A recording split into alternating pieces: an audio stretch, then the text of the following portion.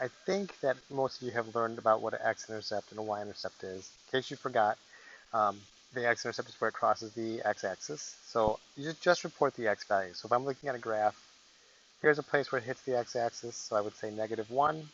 Here's a place where it hits the x-axis, I'd say +3. Separate those by a comma. We don't, so it's not, don't put parentheses around it, don't put, you can maybe, if Alex wants you to, it'll let you know. You may put the curly brackets, I don't really know. I don't think you're supposed to. So Alex will tell you, it'll be like, hey, put curly brackets if you're supposed to. As far as the y-intercept goes, that's where it crosses the y-axis, so that would be here, and we'll just report the y value. That y value is 3. Now for local maxes and mins, like for a local maximum, I say it's the y value of the top of the hill. So like what I mean is if you look at a graph, like this is considered a local max, that's considered a local max. But I notice Alex asks you guys two questions. It asks you, what's the local max, and then where's the local max? So let's say I was trying to tell Alex what the local maxes were.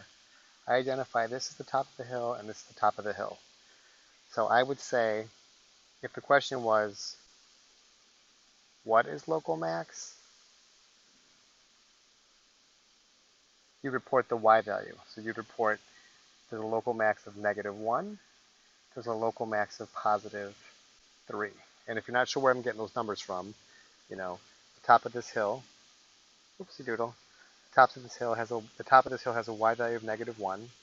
The top of this hill has a y value of 3. So that's what the local max is. If it says where is the local max, then that's going to be the x value where those hills happen. So I'm going to again look at the same exact points.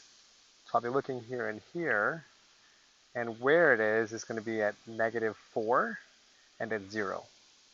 I'll report the x values for the where. I'll report the y values for the what. So for local mins, it's the same idea, but I refer to those as the bottom of a valley. So local min would be like this point and this point.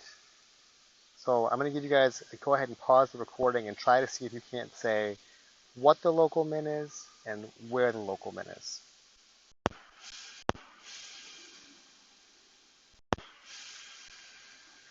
So for local min, we're saying there's a local minimum here and one here. What the local min is would be these guys' various y values. So for this one, there's a local min of -3 and a local min of 0.